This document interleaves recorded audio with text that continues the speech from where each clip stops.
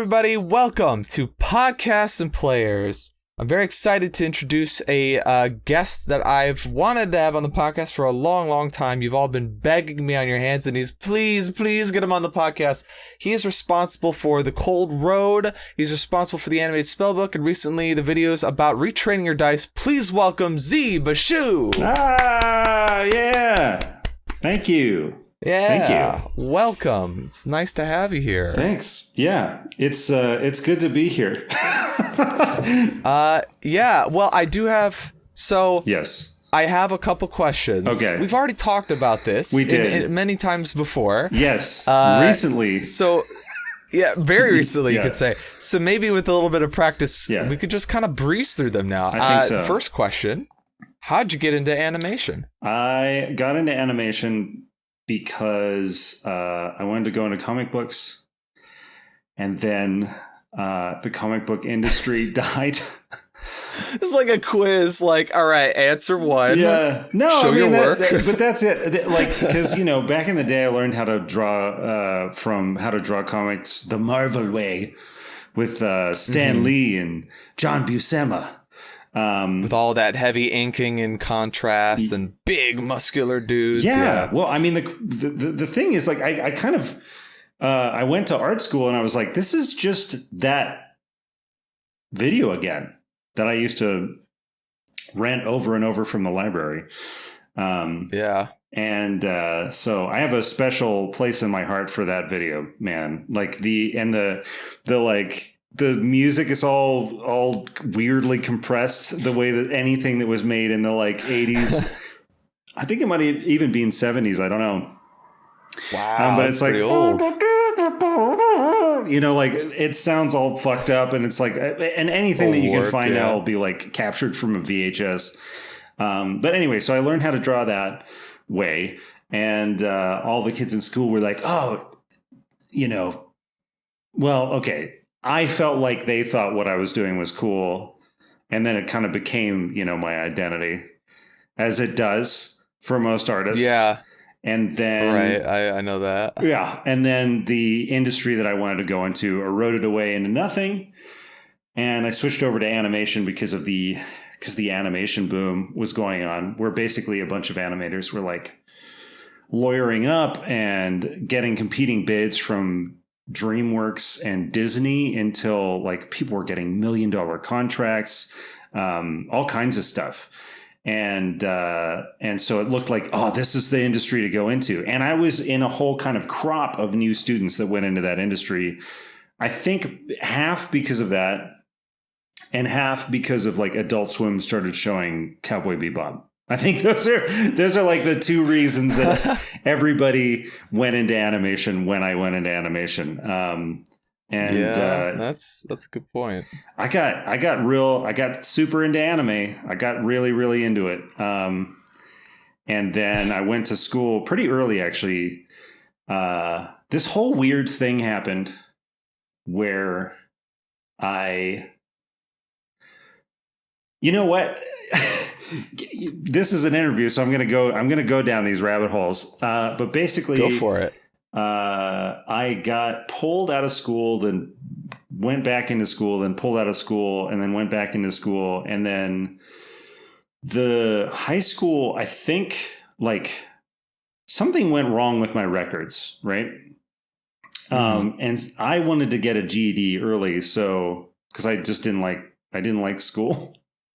And there were some mix-ups at the high school that made it possible for me to kind of fall through the cracks and get a GED early and then get seduced by a predatory private school, private college, which they were. I mean, if I think back to because I was like 16 when they were like, yeah, come to this school for sure. You're definitely going to get placement. And then later they lost accreditation. I actually left the school because while I was there, I started to feel like, I think this place is bullshit. Bogus. Yeah. There were some really good teachers there.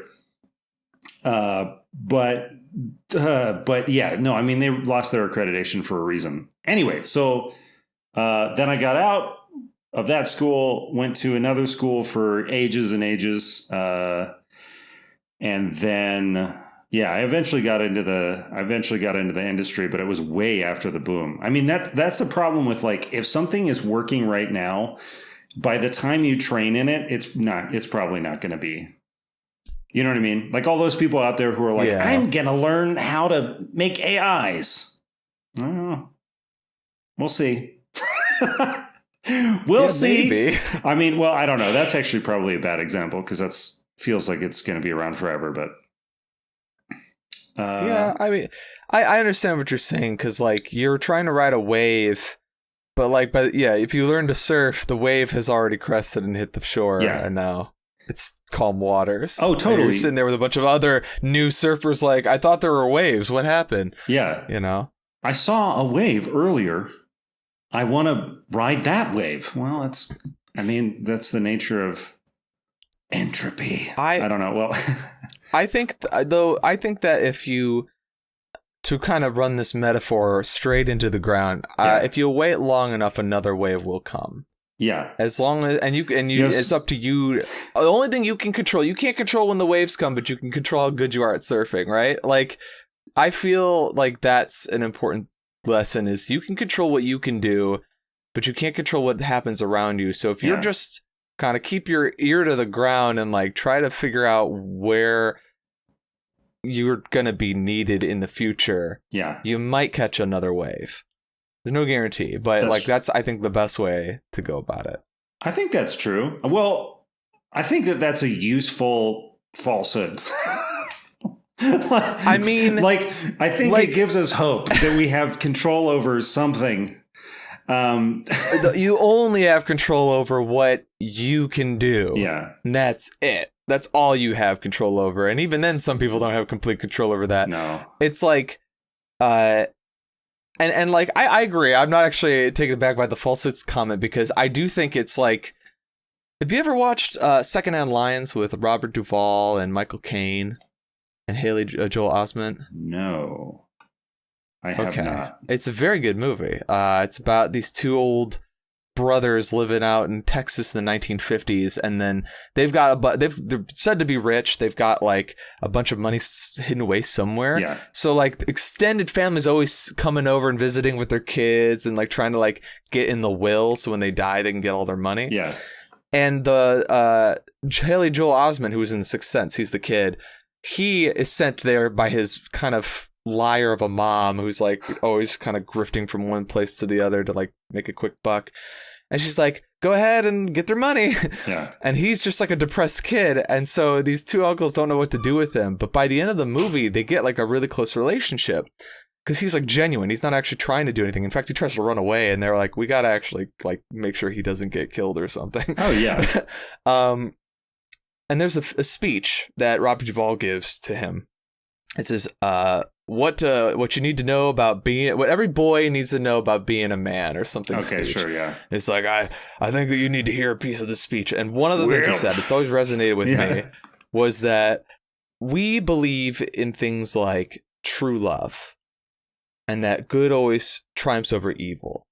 Not because those things are true, but because we have to believe in them, because those are the things worth believing in. And I'm like, oh yeah, that's how I feel about the thing I just said. That's how I feel about animation. It's worth believing in, and it's like, you know, if Dogecoin is any indication, belief can make things real. Oh yeah, even for an instant, even for just a moment. So I'm gonna keep. That's how I kind of look at a lot of stuff. It's like I know it's not necessarily true, but I try to be an optimist. No, I think that's definitely, yeah. I agree with the sentiment of like believing things that maybe upon a ton of scrutiny, but the thing is anything under enough scrutiny falls apart. Which is why, you know, you get people, you know, you can just keep ripping it apart until, you know, nothing is real. Yeah. At a certain point, it doesn't matter anymore. Yeah. What is free will? Where do thoughts come from? Everything degrades into nihilism if you go deep enough. Yeah, it's like, let's not even I used to kind of, that was my position because it was the only defensible one. I not in a real way, but definitely in like a devil's advocate way, right? It's which I do a lot less now. I think being contrarian is it's not a great way to spend time. It's annoying to a lot of people around you if you're contrarian. Also, you're not actually learning anything. You're just trying to like ruffle feathers or like I guess it depends, I suppose. If you're like you know what, when you're someone's speaking so deep in their bubble and they don't consider other worldviews, then being contrarian could try to open them up a little bit, right? That's one way to look at it. But if you're doing that for every conversation, it's like it can be fun if everybody in the conversation is up for it, but that too. But I think it can be a real grind if they aren't. I mean, well, it all depends. We're getting very philosophical, right? We did. Yeah. It's like, how did you get started animation? And now we're talking 11 about, minutes like, in, we're talking about nihilism. Or nihilism. I don't know how you're supposed to say it. That's like I was in a meeting once, a very important meeting, and a dude kept saying debris, and so confidently that I started after the meeting. I leaned over to one of my friends and I was like, "Is it debris? I feel like it's debris." Anyway. Oh, debris. Yeah. I was like, what is debris? I've never heard of that. If you go around this corner, you can knock loose some of the debris. Oh. Uh-huh. It's part of the puzzle. Okay. I mean, confidence goes a long way, I guess. Speaking of nihilism, let's get into our next question. What led you to starting a channel on YouTube? Oh, sure, yeah. So, okay, what led me to starting a channel on YouTube? I'll go real fast at the beginning, and then I'll ease into a kind of. So, I had a project that I was very, very excited about drift out of my reach. Mm-hmm. I think that's fair. And then I was really depressed about it. So I was living in Vietnam with my wife, and I was basically doing commercial work online, and I saw a preview for the C Team's new show, or the C Team, which is, I'm going to... Acquisition Incorporated is the new show at the time. Yes, it was Acquisition Incorporated's new show at the time, yeah.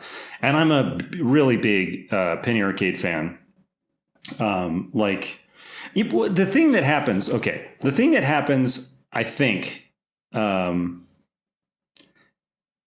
is that when you do a lot of drawing or animating or any sort of art field where your mind is basically like screaming with boredom, but you have to do a lot of I want to say digital work, but I mean like with your fingers, with your digits, right? You need you need to keep your forebrain busy. Well, you don't. You actually probably shouldn't. I mean, according to Richard Williams, you shouldn't at all. But I fucking listen to podcasts, right? So some of the first people that I kind of listened to were Jerry Holkins and Mike Krahulik in the DLC podcast, and then also the Webcomics Weekly guys. Because still I had in my heart a fondness for comics. And it seemed like, again, it was one of those things where I was like, fuck, actually, I could have just stayed in comics and then made a web. Anyway, which at the time seemed like a reasonable position, but actually wasn't. There was a webcomics boom too, and it's over. I think. I don't know. I'm sorry if you're working on a webcomic, but... I think it depends where you're at and what you're making. But look, there's a few amazing ones that are going and like doing really, really well.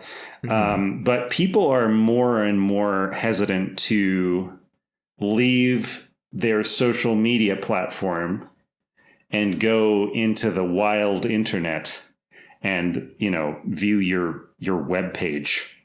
and tap the next button. People don't really want to. I mean, I don't want to do that, and I love comics. But anyways, okay, Jesus. How you started your YouTube channel? Yeah, I promised a quick beginning, and instead just gave you this weird. You slowed down. Winding... You quick beginning, and you've slowed down. That's yeah. I slowed down quicker than I expected. But okay, so anyways, these were the things that I was listening to all the time. I was listening to Acquisitions Incorporated, Webcomics Weekly, the Penny Arcade DLC podcast. And when I listened to Acquisitions Incorporated, I used to always think like, oh man, it would be awesome to animate this because it's so funny. It's got this like really specific texture to it and pacing to it, which isn't normal when you think of like story structure, which is part of the reason why there's a huge sort of like actual play boom now, is because you can't predict it. Just like in a normal series, you see 3 scenes in, you're like, that guy did it. And then the rest of it's like, they didn't talk to him very long, but they showed him just long enough that he's the, human equivalent of Chekhov's gun. There's no reason that the scene would have been, whereas, role-playing games, it's just like a bunch of scenes that have no rhyme or reason. And then they kind of gently weave back together at the end, or they don't, which I thought was like, oh man, I'm going to animate that. And I even tried a few times. I like ripped audio from Acquisitions Incorporated, and I would do start to animate something. But I didn't know how to deal with the in-between sections, because Acquisitions Incorporated, for the most part, wasn't live play at that point. It was audio only. Mm-hmm. Anyway, so then I never did that. And then I was on Twitter, I think, and I saw a preview for the C Team, which was Acquisitions Incorporated's new show.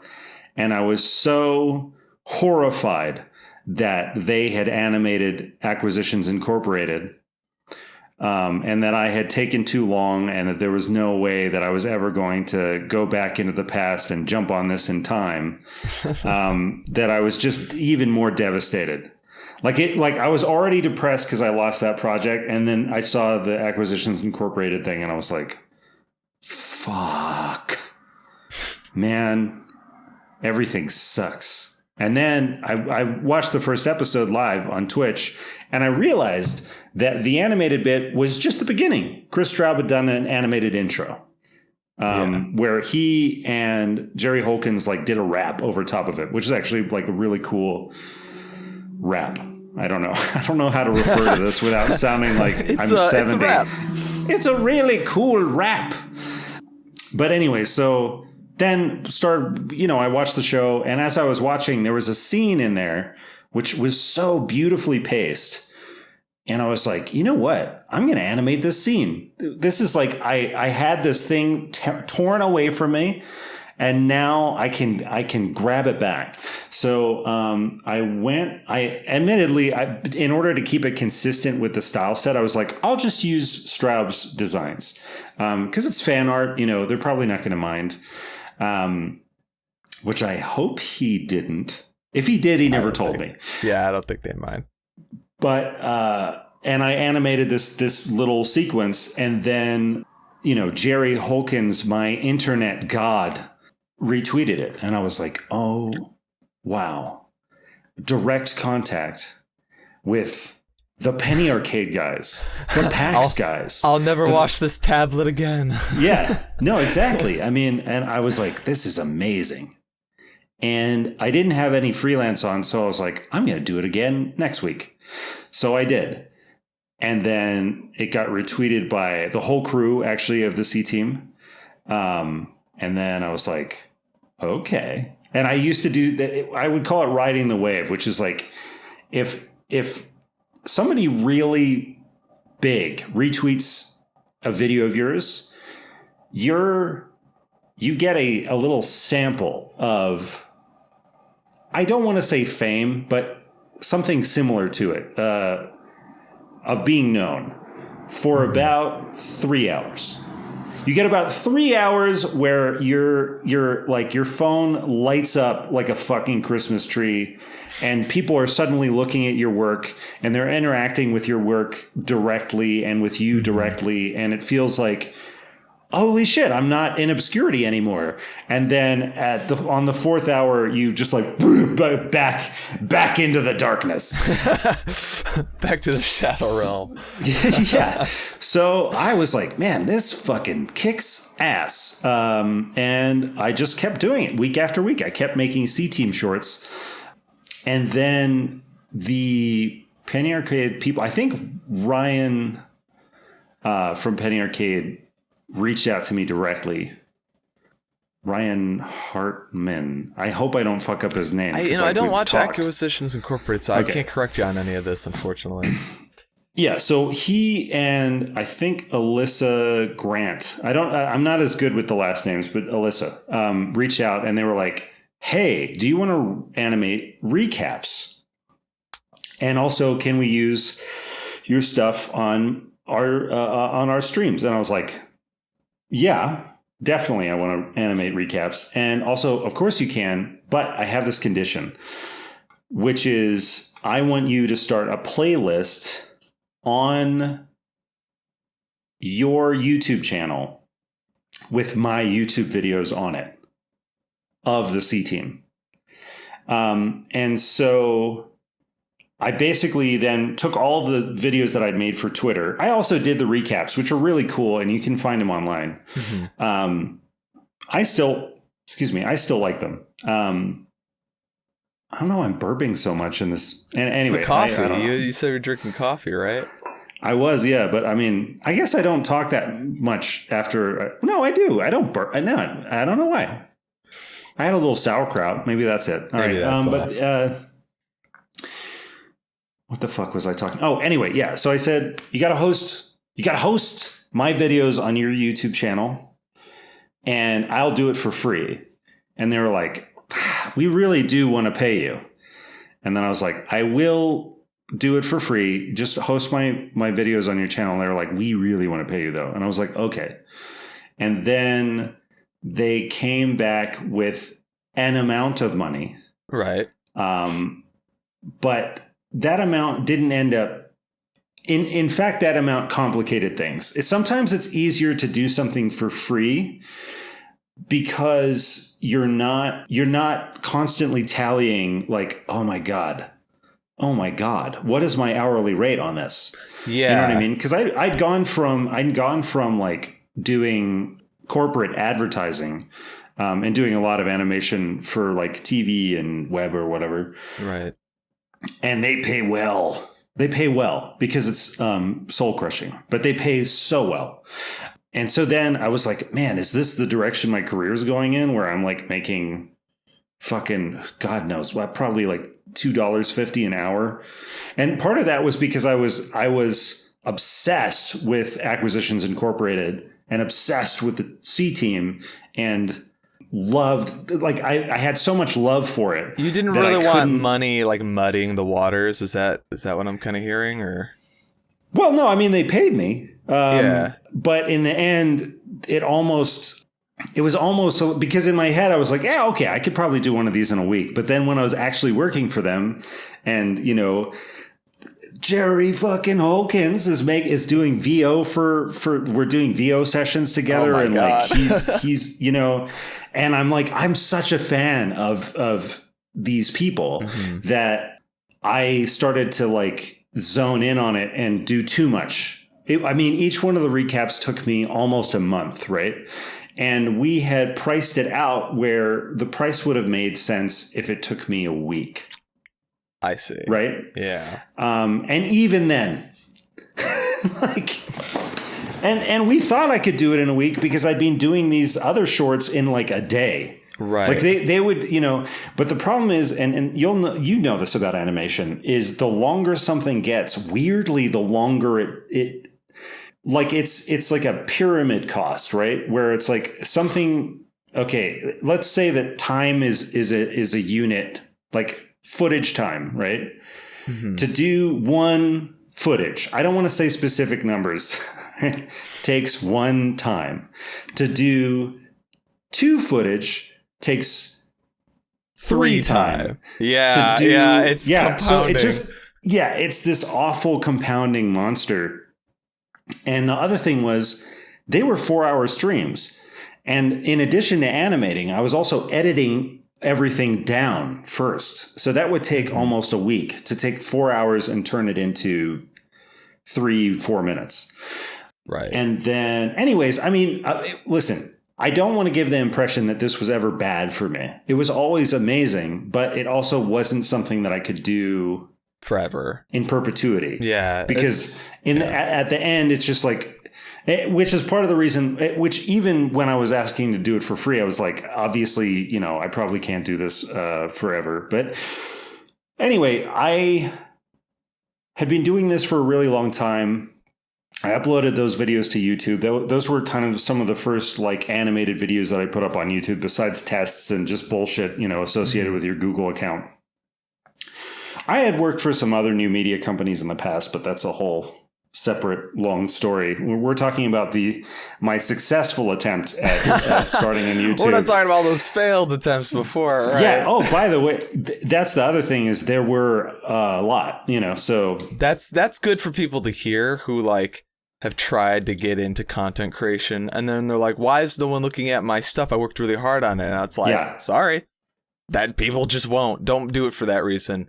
It's great when people do. No one wants to scream into a void when they've got this art that they worked really hard on. We want eyes on it, of course, but at the end of the day, you got to be okay with nobody seeing your stuff, and maybe no one ever seeing your stuff. Make it for you at the end of the day, Yeah, no, fully. I mean, I think, when I started doing the C-Team stuff, I think I already had about 500, maybe 700 subs on my channel. Not a lot of people. All I used to do is stream on the channel when I made work for some other stuff.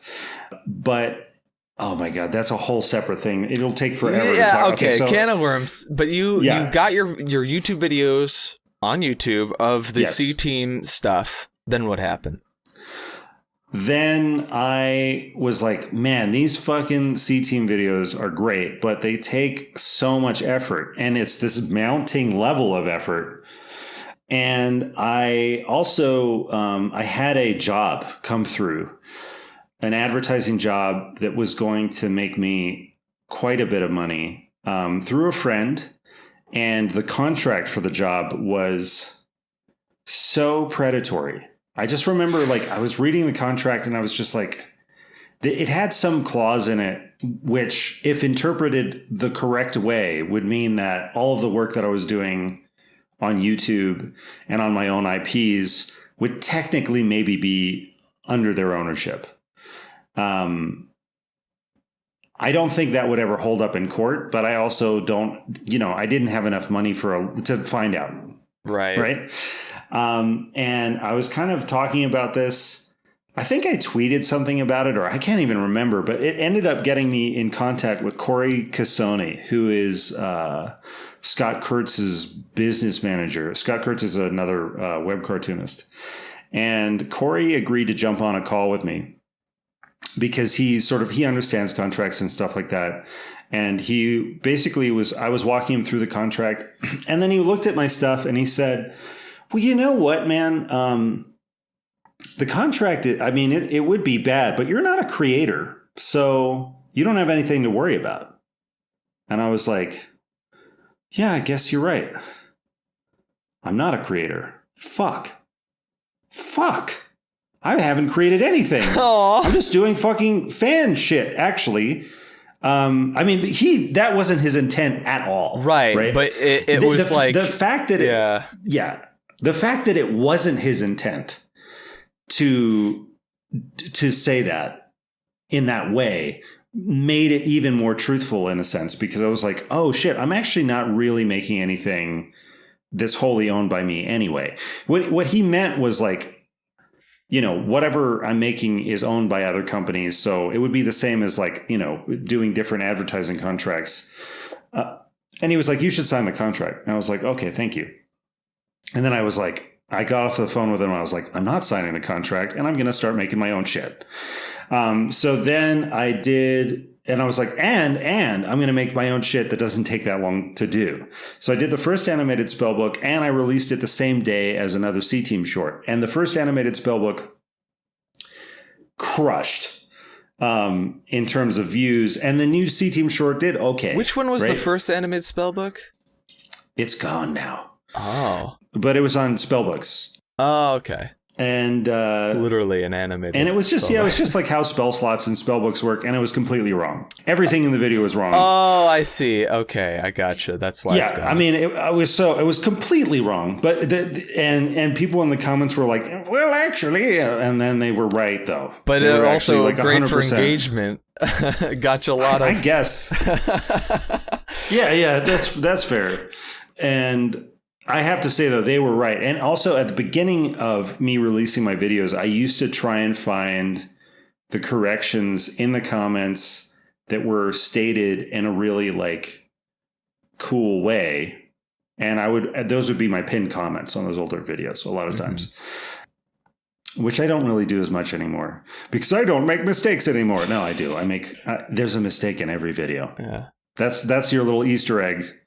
For here, whether that mistake is like something I say or something that's shown on screen that isn't 100% gameplay accurate, whether you're talking about like, oh, that's not 6 seconds, or there's all kinds of little. Anyway, when there's enough eyes on whatever, I try so hard to not make these mistakes, and not every video, but I'll be really proud of a video. We get it out the front door. I'm like, yes, it's done. And it was hellish to make, but it's a masterpiece. And then I don't even get to peace before somebody's like, actually,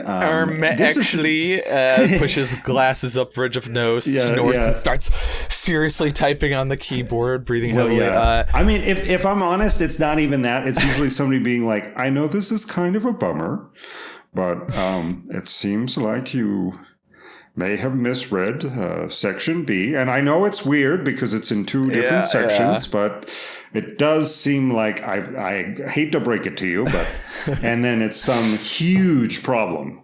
Or usually, actually, it's somebody going, it looks like you didn't see the sage advice on this. And I'm like, there's sage advice on this too? Fuck. Yeah. I also want to say, like, I'm poking fun at rules lawyers, but I myself am a bit of a rules lawyer from a player standpoint. Because I play so many games, I kind of know what I can get away with, and I know like how a lot of rules are written, but that's not always how the rules are implemented. For example, Magic Missile, weirdest spell in the book. Yeah. Completely weird. It's not a spell attack. There's no attack roll. You can't crit on it. There's no save either. So there's anything that affects saves doesn't affect this. It just deals damage, and it deals it simultaneously to either one target or multiple targets, depending on what you decide to do with it. Yeah. So, like, if you're an evocation wizard, and you've got something like Empowered Evocation, we get to add to a wizard evocation spell your intelligence modifier to the damage.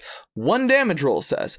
Well, what do you do with Magic Missile? Do you treat it like a fireball where you roll the damage once, add it, and then that's every dart? Or do you roll the damage for each dart? Right? Everybody does it a little differently. And that was something that, like, recently I had to ask a DM about. I was like, hey, there's a character I might want to play. I want to do like an evocationist, but if I do this, I gotta know how Magic Missile works, because if you let me roll once and then I add my 5 intelligence to that, and then every dart's dealing an extra 5 damage. If you're making me roll separate, only 1 dart deals an extra 5 damage, and it's a lot less usable, right? Yeah, I can't this is the result. I cannot confidently comment on that while being recorded. Right. The guy was like, well, rules is written, and also Jeremy Crawford said in a tweet that this is how it works, but also, like, I have DMs that were like, no, that's bullshit, it doesn't work that way. I'm like, all right, you're the DM. I can't, like, when it's a DM's call... Yeah, it's always especially a DM's call. If it's, like, deliberately against what the spell says, right? Yeah. Sometimes that can get a little bit like, but... Okay, well then can I take another spell since you're not going to play it the way that it says it's written, right? But if it's like on the fence where it's like, or it's like an exceptional situation. Grease, for example, setting it on fire. Doesn't say it in the spell, but most DMs rule, yeah, it's grease, so you would reasonably be able to set that on fire. You know what I mean? Interesting. Yeah, I mean, a lot of DMs do rule that way. I think that the official position is not necessarily. Yeah. But also, is that fun? I don't know. It all depends. Yeah. Like, for example, conjuring animals. It says the DM determines what animals you conjure. Same with Fae and all those other conjure spells. It says, well, no. It says something very specific. Okay. Which I'm scared I'm going to misquote, but it says something along the lines of the DM has the statistics of the animals that you conjure. Or they have the stats of the animal you conjure. Look it up on D&D Beyond now. I will. I'm going to look it up right now, actually. Now that we're talking about it, and I'm like... Because I asked my DM recently, like, hey, conjure Fae, do we choose or is it a random assortment? Because the way that it's worded, it seems like it would be random. And maybe conjure Fae has different wording. I'll look that up. Well, so what WotC, I think, has said is that the intent is that the DM chooses, but also... You're right. Yeah, but also the fact that that when they use that language, that's also usually when WotC says the intent is this, it kind of means that they're saying like, you could interpret it the other way, but like, this is what we meant. That is weird wording. Yeah, no, it's weird wording. Listen, I'm not saying that you're wrong if you say that the DM chooses. I think I just misremembered, honestly. Well, no. I mean though, like people who rule, like, no, the DM chooses the animals. Mm-hmm. That makes perfect sense because then you can prevent the fucking Jurassic Park build, which is broken, really. So in that sense, it's good to have some vague stuff sometimes because it does give the DM a little play where you're like, well, I think this. Right, yeah.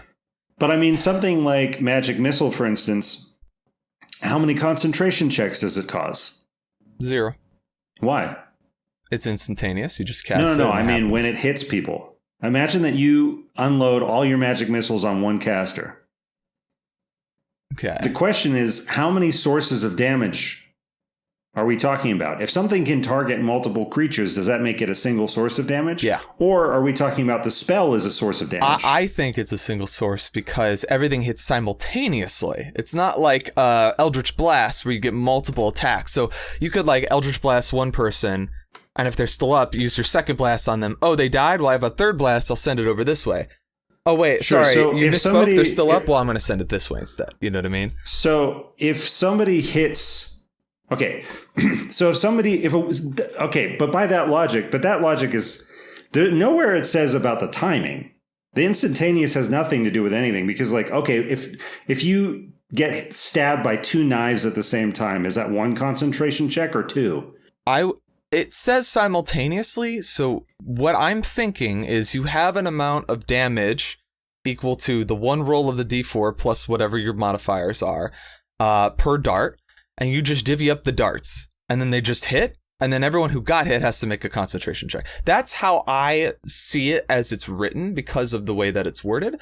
But if my DM tells me, well, we're rolling independently for each dart, we're not using that simultaneous stuff, then... Magic Missile's a lot less good, but that's the way that they're ruling it, We're rolling for each. Well, I guess it's that good. That would make it much better. If you're trying to break someone's concentration, but if you're trying to get more damage because you're an evocationist, then it's not as good. Oh, because if you're an evocationist, right? Mm-hmm.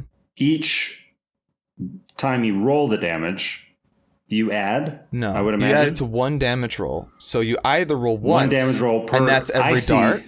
Or you roll it for each dart and you can only do it to 1 dart. So it's like a trade-off, right? So if you're doing higher damage, that also means that you're only doing 1 roll, so it's 1 source, so only 1 concentration check. But no, for sure. Yeah. I would say Magic Missile as a concentration breaker is way more powerful than it just do. Well, depends how many bolts. But I suppose that's it. Anyway, that's my point. Is like this is actually this and Magic Missile is a clearly worded spell, right? Like it's not that vague. It's pretty simple. So I think there might be. I do think there's some sage advice on this, but then there's also a lot of people who are like, who cares what they say after the fact. This is the book I have, and these are the words in it. Right? Which I don't know. I mean, this is also fun. I like talking about this stuff too, because like I'm in this weird position where I play so much D&D. I've become very like attuned to 5e at least. I've become very tuned to the rules. Yeah. I played a lot of different characters. I basically never multi-class, or I never not multi-class. I'm always multi-classing because I get bored with one class, and I like to see how different classes' abilities interplay with each other. Like, yeah, a barbarian is great, but a barbarian with action surge is even better. Like there's a lot of cool things you can do by mixing and matching, right? But that also means that I'm constantly thinking about what I'm allowed to do based on the rules. And it's almost, I never am able to make a character without having to ask the DM, like, okay, I have like 3 stipulations that I need your clearance on. Is this okay? Is this okay? Is this okay? If any one of these isn't okay, I might play a different character. And the first stipulation is multi-classing allowed? Because it is very much an optional role. Yeah, well, so is feats, but if someone's like, no multi-classing, no feats, I'm not playing. I'm not interested. That's too boring to me. Table. Yeah, too boring. I think for me, a lot of times, depending on the types of players I'm playing with, multi-classing is something I don't always allow. Feats are always in.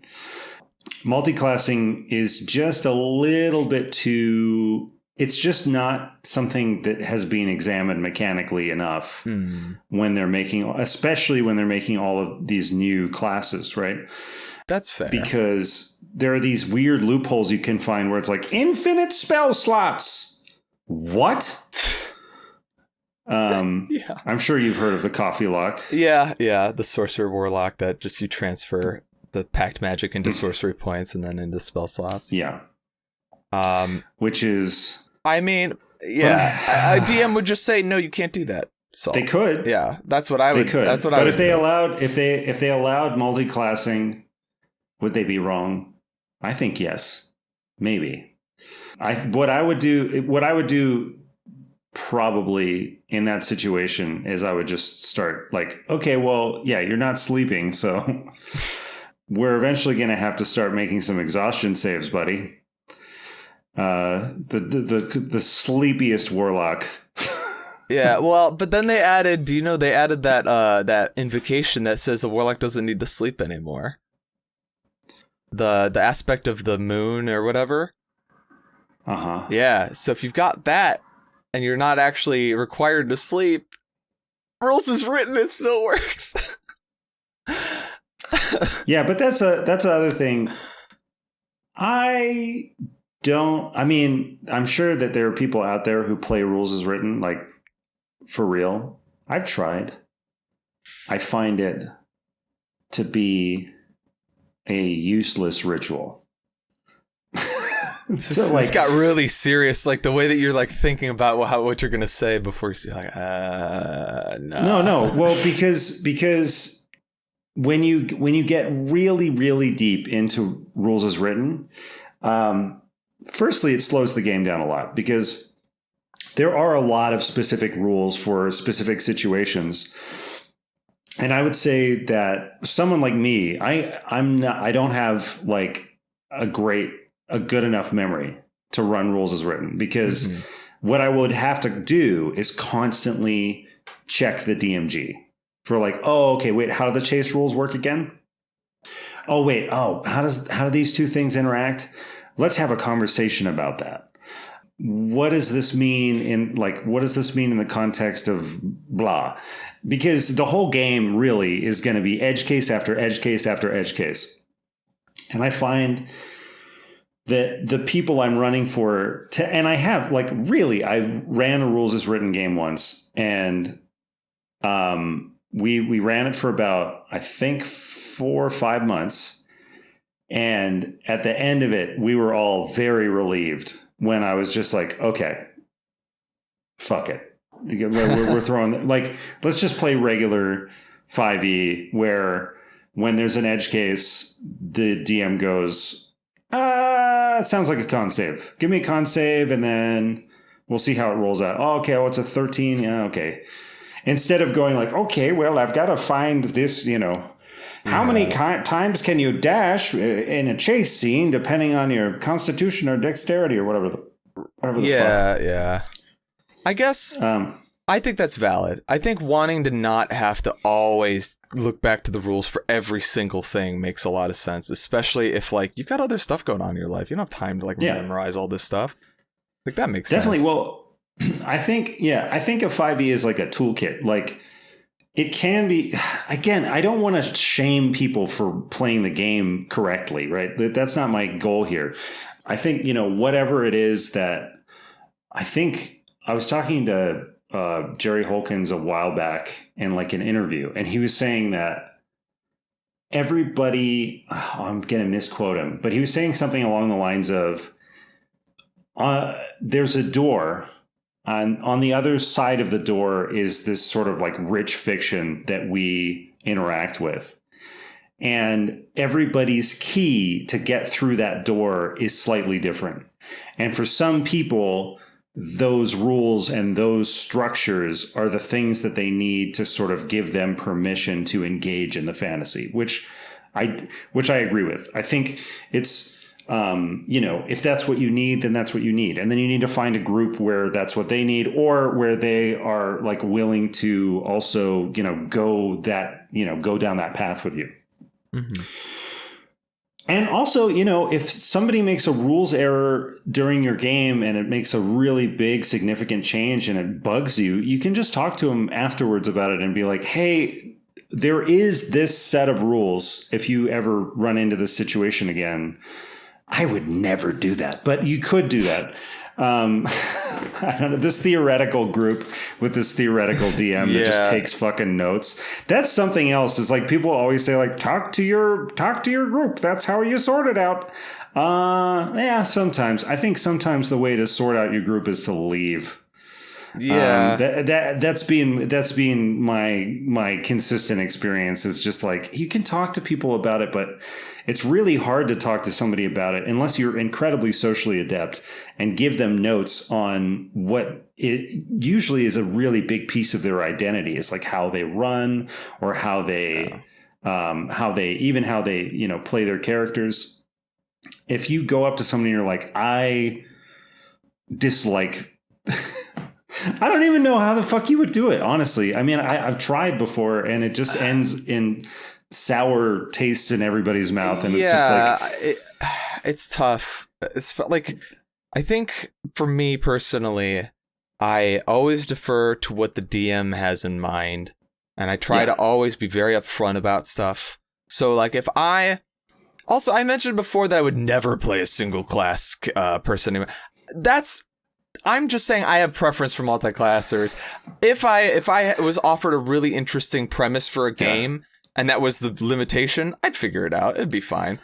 One of the best DMs that I've ever played under, PHB only, baby. PHB. I mean, we could figure out how to make that work. You're not allowed to do anything out of the extra books. You just fucking that. I could figure that out. That'd be fine. Yeah. I already have a character in mind right now, right off the out the gate. I could do it. I'd have a lot of fun with. But what I was gonna say is like, I always try to talk to the DM first and say, look, I have a combo between some things or whatever, and it might be pretty busted, and I'm running it by you now so that we don't have like an unpleasant surprise in the middle of the game where I like break everything that you had in mind. Sure. Here's what it is. You tell me if this is cool, if we need to nerf it, we need to change it. Yeah. That's the way to do it. Sometimes it's fun to surprise everyone with this like really big brain play, especially if you're playing like a very comedic game. If it's a comedic game, generally, like it's rule of cool all the way. Like, people will do stuff that doesn't really follow what's in the book, and that's okay. If you're playing grimdark fantasy where anyone could die any moment, like sometimes. By the way, Oh, sorry. Go ahead. Oh, sorry. By the way, I just said, oh no, and it wasn't in reference to what happened to you. I lost connection. It's fine. We're almost done, I think, too. Okay, yeah. Yeah. Dearest internet, if we interrupt each other, it is because we cannot hear each other. Yeah. And also, the cool thing about having our separate tracks is, like, if I'm cutting you off, you're cutting me off, I can just, like, cut and just move. So we're never interrupting each other. Yeah. It's kind of nice to do that. That's true, yeah. I like to do that and make myself look less rude. Oh, yeah, for sure. I went back and edited some of the, and I probably did it this recording too, but I went back and when I was recording an interview with Scott Kurtz, the whole fucking interview, I'm like, yeah, oh yeah, yeah, yeah, yeah. Mm-hmm. Yeah, because I want to confirm. Because in real social, when I'm actually talking to somebody, that's my instinct is to be like, I hear you and I like what you're putting down. But in a recording, the crosstalk of yeah, totally, yeah, is maddening. I keep it to a totally, like every now and again. Because it reminds people that I'm here and I'm listening and I'm engaged. But like I can see how frequently like dropping those in can. I mean, like what I generally do, a little behind the curtain for people at home, is I'll take an audio track, I'll scrub out the background noise, and then I'll go in between the big pauses. I'm doing it. Yeah, it's fine. It's okay. I'll go in between the big pauses, and if like, sometimes I'll just take like the whole pause between when someone's talking and just turn the audio to 0, like in Audacity, just like flatten the curve, and so there's just nothing. But if I see that they did say yeah or whatever, I might leave one there, just so that there's like a solitary yeah to show that they're still engaged. Like that's kind of my method and how I make it sound a little bit more flowy. That's a good method. I said yeah. If you got rid of them, I said yeah like 4 times during that explanation. It's so good that I mentioned that towards the end of this fucking interview, because if it was towards the beginning, they could pick it up for the anyway. Yeah, it's fine. We're pretty much getting there. Like I've got a few more questions. You know what's great about this is I didn't even need to get through the very limited questions I prepared. It's been just easy to talk with you and like just go on fun tangents here. Same. Well, I mean, we've talked a bunch before, so we know each other sort of. We internet know each other. Yeah. This is probably the first time I've talked to you face to face with like a cam or whatever. That's true. Yeah. And I've been, I was going to mention this. I almost forgot. I actually invited you on the podcast like last year, but it was over Twitter and you stopped using Twitter and I didn't know that. So I sent you a thing and then I got no response and I was like, oh, well, I guess that's fine. Maybe he's busy. Oh, shit. Yeah, sorry. Twitter is poison. Yeah, no, I agree with that. So I do go and check it every now and then, but it's like, it's such a, I mean, it'll take me a while to get back to people on Twitter usually, unless it's like a day I released a video within the first 15 minutes after it's gone out. I wasn't sure what had happened. I was like, he probably didn't see it. But what if he did see it? And he just didn't want to respond. Like, it wasn't worth his time. And then eventually, we started talking in other channels and stuff. And I'm like, well, if he did see it and then ignored me, he's being pretty cool right now. So I don't know. You probably just didn't see it. And then when I invited you again, you were like, yeah, sure. I'm like, okay, he didn't see it. No, I didn't see it. No worries. I didn't see it at all. But just for other people who are like maybe inviting other bigger people to your whatever things that you're doing, a lot of times we just don't see stuff. It's not that we're ignoring you. It happens. Don't get in your head about it. I think I probably see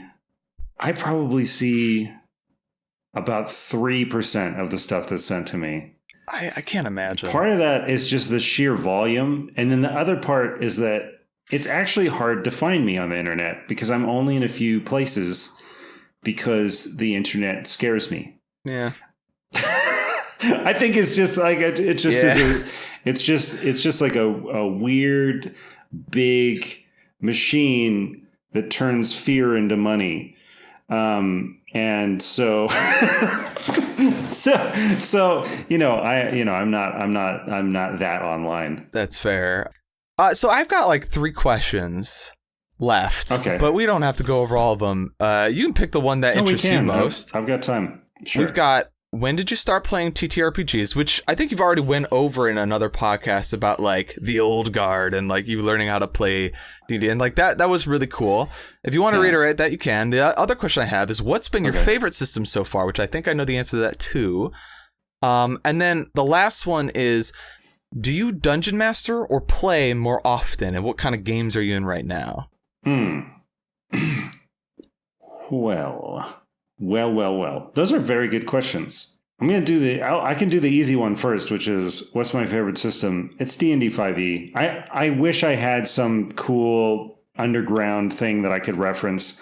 And I don't think that people should just play D&D. Like, for sure, I think it's great to like try other TTRPGs, but every time I dive into another system, it's just not as crisp as 5e is.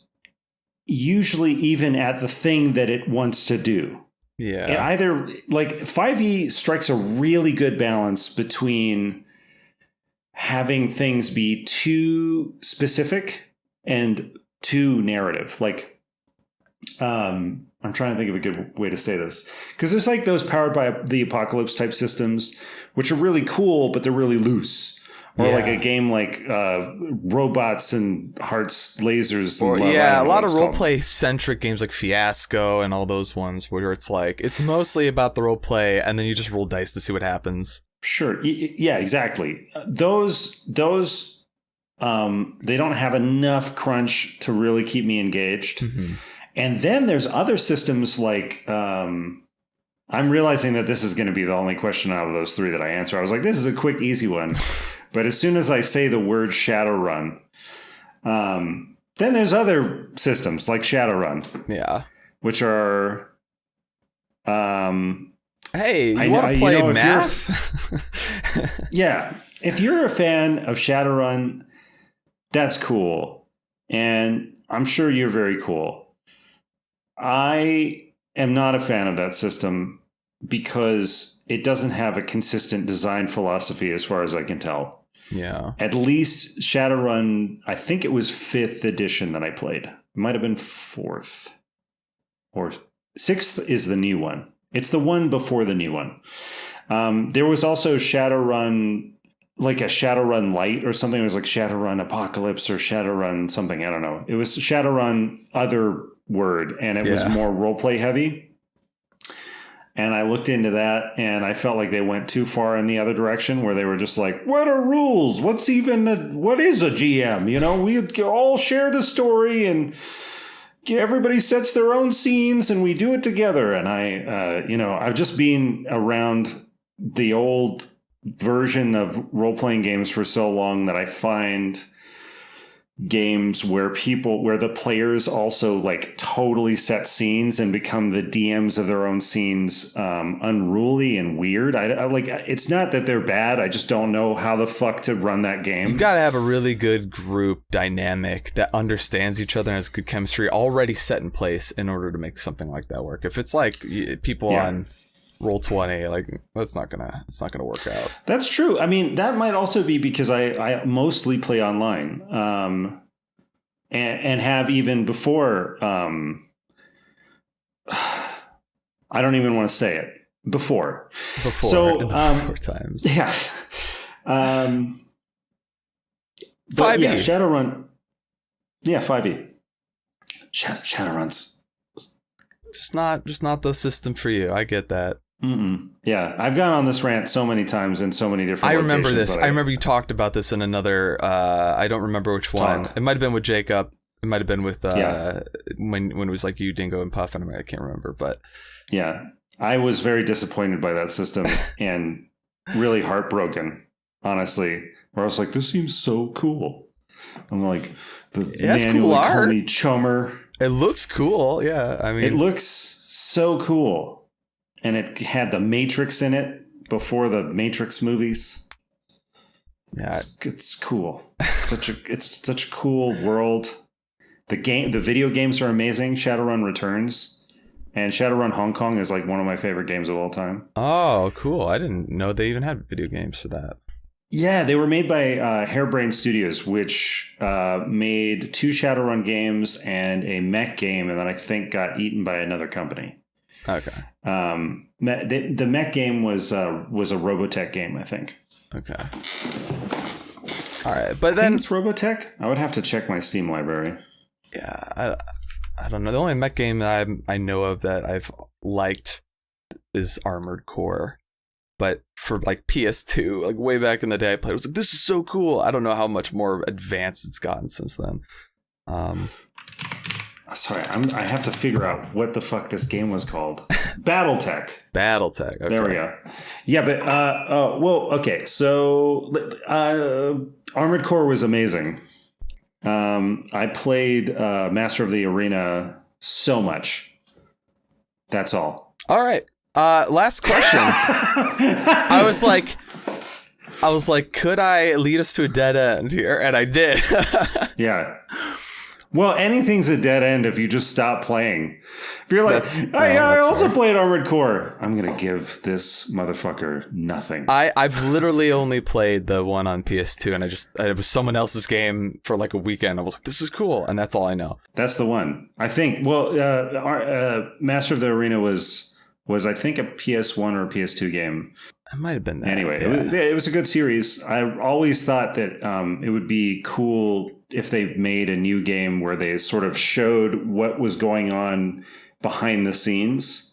Like, I would have loved like animated human cutscenes in between. I think it would have been really cool. Yeah, but it's a super fun game. Man, now I want to talk about like Code Geass, the anime where it's like mecha, but it's also like this fantasy magic, like alternate history timeline, and also like I don't know it. Slice of life, like Code Geass, kind of like the spell Geass, except with 2 S's. Okay. And the idea is the main guy has this power before, like, he was almost killed, and he was able to get this power where he can like command you to do something, even if it's to kill yourself. Like, and it's you cannot not do it. And he uses this to try to like take over the world. It's very cool. Yeah. So I feel like it would take. It's interesting. I mean, it's not the best. There's some tropes in there I wish they didn't have, but it's got a little bit of everything in there. And the mecha designs. I guess they probably really cool. Don't have Yeah. Anyway, I guess they don't have sniper rifles in that universe. They do. But I'm not. Do you have to hear him? Yes, he wears a helmet that covers his face and eyes and protects his head. And usually he's inside of a mech that's also protecting him. And then he'll pop out of the mech. Yes. The helmet will open up his eye, and then he'll give you a command. And then like, that sounds cool. Yeah. Anyway, do you DM or do you play more often? And what games are you in right now? I DM more. I actually am not in any games right now, but that's an unusual circumstance. Because like last week, we just ended one game, and then or not ended it, but just did that thing where we're like, okay, we've been meeting regularly for 3 years. It would be nice to have Sunday nights for a little bit. But I mostly play D&D 5e in so I don't know how to broach the subject of in a 3D virtual tabletop. I won't say more than that because they're a sponsor of mine. So if you want to know, everyone, go check out Z's channel, and you'll find out pretty quickly what his sponsor is. You could possibly do that, and they're a paid sponsor of mine. So you can't trust me at all because I'm being I don't know what that is. Like for me, I really like them, but I guess it is good that everybody discloses stuff. Back in the day, I remember people didn't have to disclose that they were getting fucking money from these sponsors, and they were just talking about it like it's the coolest ever. And they eventually, it took years for them to get into trouble.